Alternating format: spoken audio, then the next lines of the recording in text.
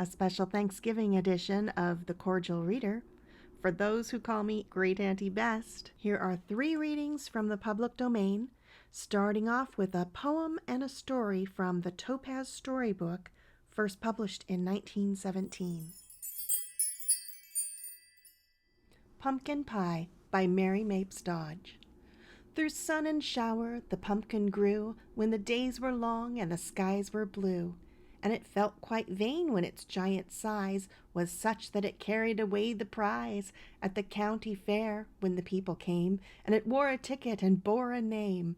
Alas for the pumpkin's pride! One day a boy and his mother took it away.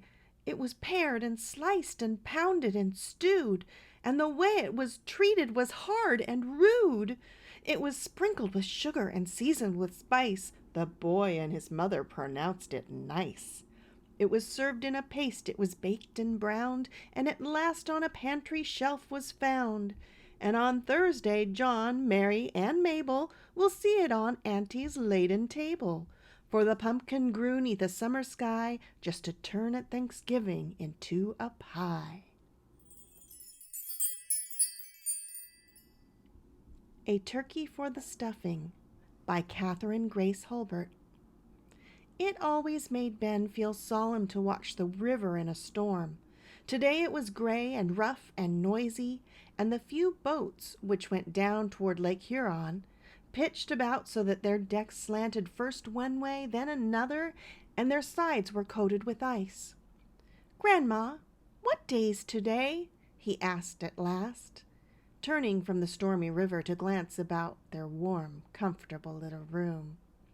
"Wednesday, Benny," answered the small old woman who crouched over the stove. "Then tomorrow will be Thanksgiving Day, and the Rosses are going to have a turkey," said Ben excitedly. "What are we going to have, Grandma?" Mrs. Moxon looked over her glasses at her grandson's small, thin figure in its patched and faded clothes, and at his bright, eager face. "Sonny, dear, what do you think Grandma has for Thanksgiving?" she asked gently. The expectant look faded from Ben's face, and he winked hard to keep the tears from running over. He did not need to be told how bare of dainties their cupboard was, for everything there he had brought with his own hands. Bacon and smoked fish enough for all winter were stored away. Flour, potatoes, and a few other vegetables were there. "Tell me about a real Thanksgiving dinner," the small boy begged after the first disappointment had been bravely put away.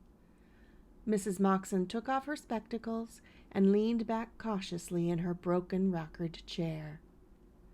"I remember one Thanksgiving when your pa was alive. We had a dinner fit for a king. There was a 10-pound turkey with bread stuffing. I put the sage and onions into the stuffing with my own hands." "We could have some stuffing," interrupted Ben eagerly. "So we could, Sonny, so we could. It takes you to think of things," and Mrs. Moxon affectionately patted the little brown hand on her knee. "It never would have come to me that we might have turkey stuffing even if we didn't have any turkey." Ben beamed with delight at this praise. "And was there anything else besides the turkey and the stuffing, Grandma?" "Land, yes, child. There was turnips and mashed potatoes and mince pie, and your pa got 2 pounds of grapes, though grapes was expensive at that time o' year.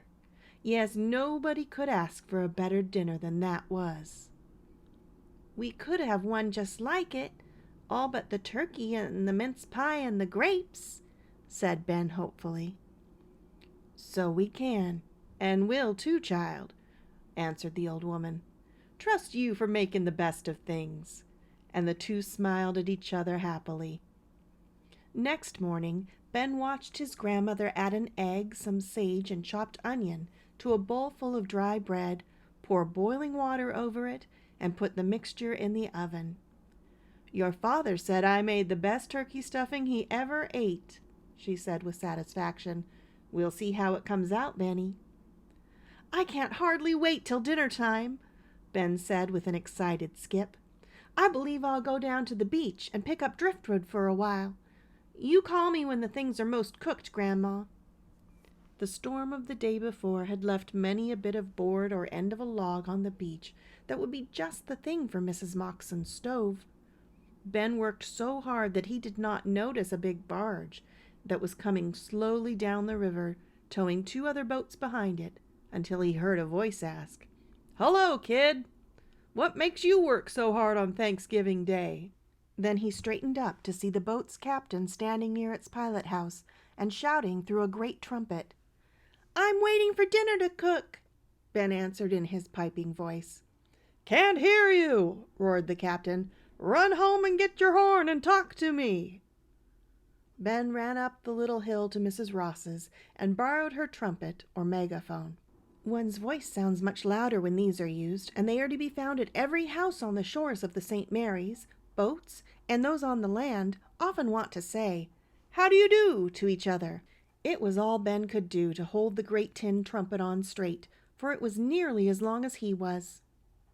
"I'm waiting for dinner to cook," the boy shouted again, and this time the captain heard him. "Going to have turkey, I suppose?" the captain asked.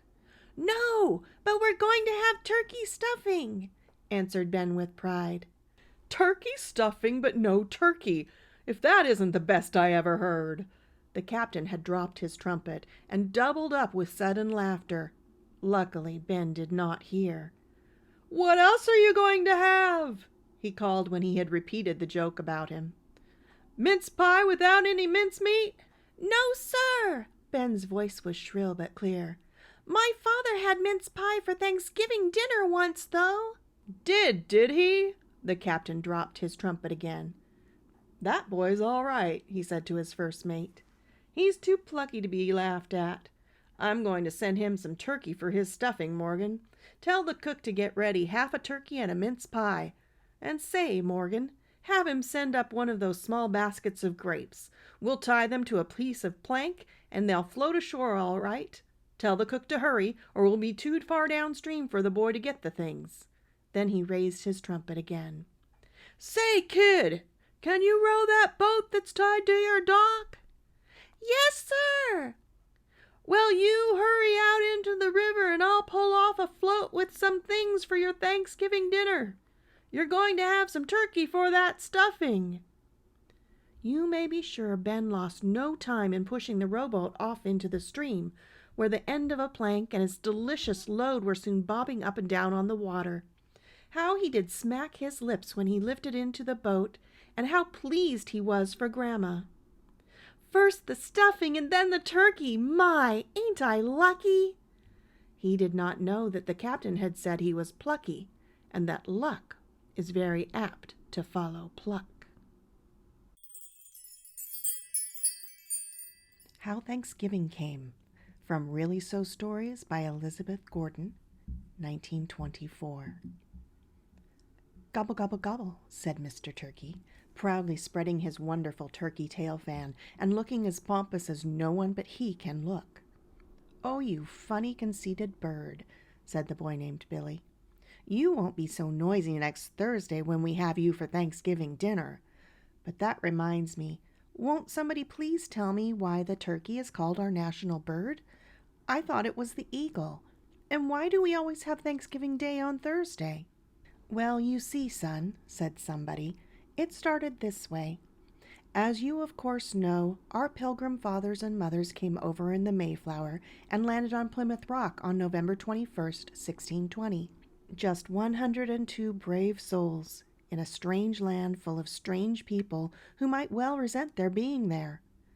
Although it was late in the year and cold weather, they managed to build themselves houses of a sort, but with the best that they could do, more than half of them perished that first terrible winter. When spring came, those who were left, with the help of the Indians, bravely planted the crops and started to make a home in the wilderness. The Indians gave them corn for seed and taught them how to plow the land and fertilize it. And with the seed that they had brought with them, they managed so well that when harvest time came, they had a bountiful yield. To express their gratitude to God who had so marvelously prospered them, as well as to show their friendliness to the Indians, Governor Bradford issued a proclamation to the effect that they would have a Thanksgiving feast to which Chief Massasoit and his braves were to be invited, which should last from Thursday morning until Saturday night.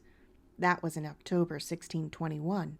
But the Pilgrim mothers, remembering the harvest festivals of England, with the barbecued sheep and oxen which they used to have, said, "How can we make a feast? We have no meat." "Meat?" said Governor Bradford. "Why, the woods are full of it." So he sent 4 of his very best riflemen out into the forest for wild turkeys. And they brought back so many that there was enough meat for the 3 days' feasting for the colonists and their guests, the Indians.